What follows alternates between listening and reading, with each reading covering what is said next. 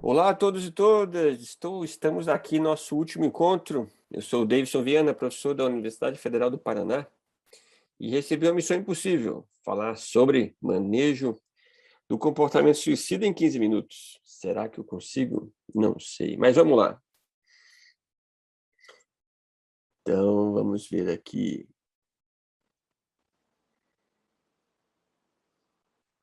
Então, está aqui. Eu vou começar com um caso aqui para vocês, ok? O que é problema, o que é normal, o que é solução. Olha só, tem a Grace Kelly, 17 anos, uma jovem depressiva, drogadita, que teve 5 internações psiquiátricas, mas fugiu de todas. Tem um histórico de abuso e, por isso, está em acolhimento institucional há 5 anos. Quando foge, comete crimes e, ultimamente, tem se cortado muito por todo o corpo. Em consulta psiquiátrica, foi prescrito 3 medicamentos, mas ela nega-se a tomar. O que é problema, o que é normal, o que é solução? Às vezes a gente pode olhar assim e falar assim, o problema aqui é que ela não quer tomar medicamento. É uma adolescente, né, que se corta e que precisa tomar esses medicamentos. Então, esse é o problema. A solução é o tratamento que a gente está dando. Mas veja como a história ela é importante. Quando a gente se aprofunda na história da Grace Kelly, a gente descobre que ela morava, ela e a mãe, por muito tempo. Aí depois teve um padrasto, que era um pastor, e que abusava dela sexualmente, ficou abusando lá dos 13 a, menos até dos 8 aos 13 anos. E ele o tempo todo abusava dela, mas também tinha a questão da religião, que ela se converteu, e que, por mais que o pedaço tenha morrido já, ela continua sendo devota dessa religião, e ela considera que o fato dela ter feito era um grande pecado e ela precisa lavar essa alma o tempo todo. O padrasto, quando abusava dela sexualmente, usava psicofármacos, usava benzodiazepínicos, e é triturado, ela se sentia dopada, grogue, e aí então ela vivenciava o abuso. E aí com isso, toda vez que ela toma um medicamento, tem essa mesma sensação, ela tem uma revivescência desse terror. E para ela, os cortes são uma maneira de purificação da alma dessas lembranças impuras que ela, na cabeça dela, se sente culpada em ter tido. Então, vejo que quando a gente conhece, a gente conhece um pouco mais a história, e as histórias são assim mesmo, né? A gente começa a ter um olhar bem. Então, talvez a gente tenha que ter um olhar mais compreensivo pelo fato dela não querer tomar esse medicamento e esses cortes. Então, os cortes que ela estava fazendo é uma forma de solução. É possível conversar com ela e engatar num processo reflexivo para ela entender que existem outras maneiras de se purificar também, além dos cortes, ou somente os cortes vão propiciar essa purificação, né? Então, eu vejo que a história que a gente tem das pessoas amplia o nosso olhar das possibilidades de manejo que a gente tem que ter, né? Então, não fica uma coisa simplista assim. Ela tem depressão e está se cortando.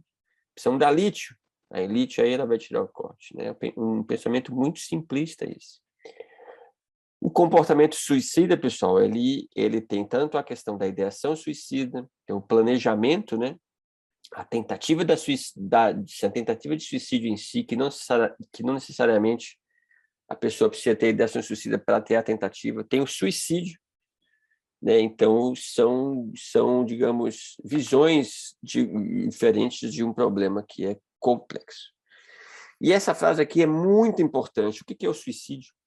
O suicídio não é uma doença, não é um sintoma psiquiátrico. O suicídio é um drama pessoal que transcorre num palco de relações interpessoais em um ambiente social, político e cultural. Então, a gente tem que sempre entender o suicídio em cima da história que a pessoa está vivendo, e para isso a gente precisa conhecer a história das pessoas, em cima da cultura. Ou vocês acham que os kamikazes, né, aqueles soldados japoneses que pegavam um avião era tudo gente com episódio depressivo. Não, havia um fator cultural forte.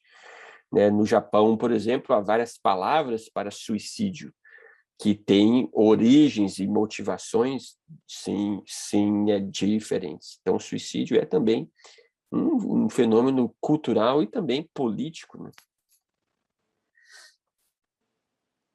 Então, mas é muito importante a gente conhecer os fatores de risco, né? Então, por onde a gente começa? Então, pelos fatores de riscos é um bom começo para se aprofundar na história de uma pessoa que tem um comportamento suicida, que está pensando em se matar, ou que teve uma tentativa de suicídio e chegou ali no nosso consultório. Eu preciso ver se ela tem uma perda recente, perdas dos pais na infância, instabilidade familiar, história de abuso sexual é importante, traços de personalidade, a história familiar delas, tem pessoas com diagnóstico de transtorno, de uso de álcool, com histórias familiares de suicídio. Eu tenho que ter, se a pessoa tem um histórico, a pessoa em si, né? De algum transtorno mental, história de internação recente, sim, tentativa de suicídio pregressa. Então, essa aqui eu tô chamando a atenção, porque uma pessoa que tenta o suicídio anteriormente, que já tentou, né, tem uma grande chance de tentar novamente. E doenças físicas, né, incapacitantes, dolorosas, dor crônica, assim, doenças terminais, né? Além disso, eu tenho que ver se a pessoa tem facilidade de acesso aos meios de se matar, às vezes é um policial, alguém que tem um porte de arma, apesar de que hoje em dia no Brasil todo mundo tem porte de arma. Se a pessoa teve exposição ao suicídio, né? Sim, mudanças rápidas na sociedade, isso que a gente está vivendo, né? Aumento da inflação, desemprego, ao menos no momento que esse vídeo está sendo gravado, né? Se é um grupo vulnerabilizado, isso é importante, né? Povos originários, população LGBT, que recebe uma carga de discriminação forte na nossa sociedade, né? Além disso, claro que eu tenho que saber que existem os fatores de proteção. Olha só, ter uma religião é um fator de proteção, independente de qual ela seja. Proximidade com a família é uma proteção. Uma perspectiva mais otimista da vida. A gravidez é uma proteção, a maternidade também. Ter um emprego, é óbvio, uma ocupação. Ter razões para viver. Isso é muito importante a gente abordar isso na nossa conversa. Mas não no sentido da pergunta assim, você consegue ver razões para viver? É uma pergunta que implica em sim ou não, né? Mas se a gente perguntar assim, quais que vocês acham que são as razões pelas quais você vive? Né? Então, é importante que na consulta clínica a gente evite respostas perguntas tipo escala, que nos deem sim ou não.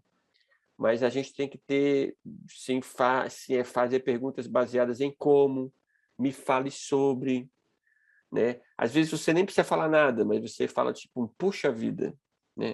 A pessoa está contando o problema e você fala, puxa, que coisa, hein? E aí você deixa a pessoa continuar a falar, principalmente se ela está tendo aquele momento que está se abrindo com você e contando uma coisa que ela considera sensível na vida dela. A pior coisa que tem é a pessoa que começa a falar, sim, o meu padrasto me abusava, e você vai e emenda e o cocô e o xixi, como é que tá? Tá indo bem? Eu falo assim de um jeito caricato, mas infelizmente eu vejo isso muito acontecer. E claro, né, eu tenho um fator de proteção de ter uma rede, o município tendo uma boa distribuição de atenção primária, com núcleos de apoio à saúde da família, com psicólogos na atenção básica, com CAPS. Então, esses os municípios, eles acabam tendo um fator de proteção maior. Isso é até um dado bem claro aqui no Brasil, inclusive. E aí vocês perguntam assim, tá, mas será que se eu perguntar para a pessoa, como é que eu pergunto se a pessoa quer se matar? Né? Se a pessoa está pensando nisso. Você pergunta assim, na lata mesmo. Está pensando em se matar, em tirar a sua vida? Aí vocês falam assim, Deus, mas será que eu não estou dando ideia para a pessoa? Para a pessoa, né, fazer alguma coisa? Não, não, não, ao contrário. A pessoa vai pensar assim, que bom, o doutor ou a doutora está realmente se importando comigo e com a minha vida. Porque todo comportamento suicida, pessoal, todo, e aí não tem isso que às vezes me chamam para identificar se esse comportamento suicida é algo para chamar atenção ou se é de verdade. Não existe isso. Essa classificação que a gente faz, será que isso é uma manipulação para chamar atenção? É uma classificação julgadora de menosprezar o sentimento do outro. Mas ela tomou só fluoxetina. Gente, eu sei que fluoxetina, se é 20 comprimidos, não mata. Eu sei, mas a pessoa não sabe.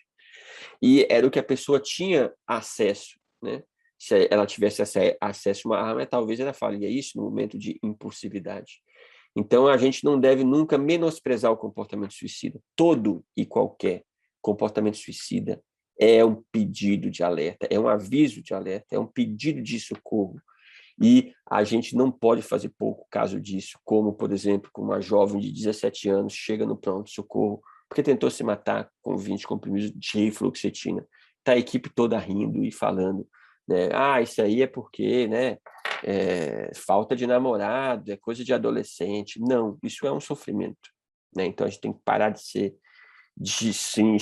ter esse humor macabro de rir dos outros e realmente se importar com o outro. E é isso que está faltando na nossa sociedade. Então, eu tenho que ter aspectos fundamentais para ajudar. Eu tenho que ter essa disposição, ser espontâneo, ter uma compreensão de sociedade que considere todo sofrimento legítimo de escuta, não julgar, né? Isso é muito importante, e se cultivar empatia, generosidade e compaixão, né? A gente tem que tomar muito cuidado para não ir para o extremo oposto, que é o extremo da infantilização, da condescendência e do paternalismo. De assumir, fofinha, eu vou cuidar de você, mãezinha, que coisa, o que aconteceu, fique tranquilo que tudo vai dar certo. Não, a gente tem que tratar as pessoas como adultas, com seriedade, né? Então, ter uma escuta que o outro está sofrendo não quer dizer que você tem que pôr a pessoa no colo, né? Você tem que ter o afeto, você tem que ter o acolhimento, mas entendendo que o outro tem o direito sim, tem a capacidade de decidir sobre as suas questões. Então, você tem que ajudar o indivíduo a perceber que tem que ir assumindo o controle da vida, da vida dele, e não se tornar a pessoa que tente, sim, é mais uma, né? Que tente assumir a vida dele. Então, sim, aspectos fundamentais para ajudar é ir do geral para o específico. A pessoa que tentou o suicídio ou que está pensando em se matar é explorar a ambivalência do fato, né? Então, toda pessoa, isso é muito frequente, né? As pessoas que tentam se matar, que cometem o suicídio, frequentemente, momentos depois morrem próximo ao telefone, tentando ligar para alguém, ou seja, uma boa parte tem um grande grau de arrependimento. Porque se o pensamento suicida é frequente, toda a humanidade já pensou em se matar, mas ao mesmo tempo a nossa existência nos prende à vida, né? E é importante não dizer que a pessoa tem que viver por causa disso, mas perguntar senha para a pessoa e explorar os pontos que ela na história trouxe como pontos importantes que são de importância para ela, os filhos, a família, o seu legado, às vezes a forma com que a sociedade enxerga ela, a religião, né? Então, estes elementos ajudam a gente a ter uma ser uma clínica que explore esse contraditório, né? E aí eu tenho que ter uma colaboração bilateral, né? E sim, é muito importante nessa bilateralidade você se colocar à disposição, falar assim, ó, se você precisar de ajuda, estamos aqui, né?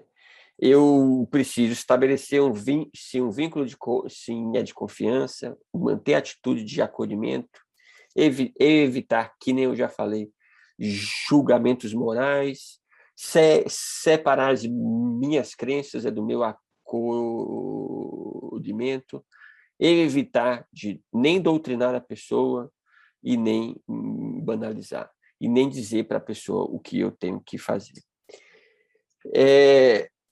Sim, em relação à tentativa de suicídio em si, é importante que eu explore também outras questões. Eu tenho que ver se a pessoa tem um plano, se ela tem planejamento, então isso é muito importante a gente ir explorar. Você fez algum plano para acabar com a sua vida? Você tem ideia de como vai fazê-lo? Descobrir se a pessoa tem meios para se matar, se esses meios estão facilmente disponíveis, saber se a pessoa fixou uma data, se quando ela está planejando fazê-lo, e saber se ela tem esta intencionalidade ainda ou não, se é algo que ela pensa em fazer já, se ela pensa de vez em quando, se é só um pensamento. Então, esse grau de intencionalidade, ele é super importante até para a gente identificar a gravidade do comportamento suicida, né? É uma ideação suicida em que a pessoa pensa, esses pensamentos vêm, mas não, doutor, eu não tenho coragem de fazer isso, eu nem planejei nada, eu não tenho arma, eu não tenho acesso a isso ou aquilo. Então, isso, olha só, é um comportamento suicida, mas com uma baixa intencionalidade. Então, a gente pode fazer um combinado de acompanhamento a longo prazo, acionando a família com o consentimento da pessoa, né? Às vezes a pessoa fala, eu estou falando as coisas para você, mas eu não quero que você conte isso para ninguém. E eu sempre questiono, e o quanto isso vem dado certo? Será que essa sua estratégia de não pedir ajuda para ninguém tem dado certo? E o que você está fazendo aqui hoje? Não é pedindo ajuda para mim? Em algum momento, a gente precisa envolver a sua família, você precisa de ajuda, reconhecer isso é importante. Sim, além disso, nesse movimento de envolvimento com a família, que às vezes acontece antes, mas pode acontecer depois, e aí vem essa palavra de pós-venção, né? Que é uma estratégia importante. Então, a gente não pode se preocupar só com a prevenção, mas às vezes o fato acontece, o suicídio, e a gente tem que cuidar dos familiares e daqueles que ficam, né? Então, estratégia de pós-venção se refere à prevenção, mas o manejo e o acolhimento do luto daqueles que ficam, para fazer refletir sobre essas questões. Geralmente, os que ficam se sentem culpados a respeito e a gente precisa conversar sobre isso. Fazer reflexões sobre o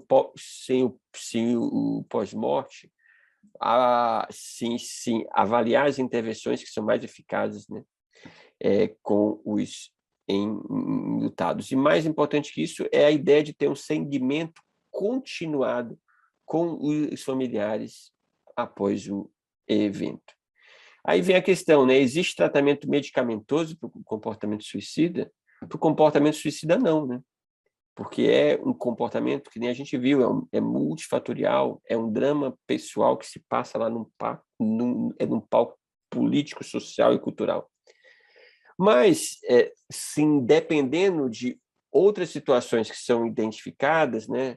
Sim, outros transtornos mentais que são identificados, o tratamento medicamentoso ele pode ser associado para amenizar esses sintomas. Então, se a gente identifica um transtorno depressivo maior, que nem a gente vê na aula Space, sim, e específica, sim, é de depressão. Então, essa pessoa merece um tratamento, sim, é para o transtorno depressivo maior. Lembrando que o tratamento não é necessariamente medicamentoso. E sempre quando eu penso em medicamentoso, eu tenho que associar a todas as outras formas não medicamentosas.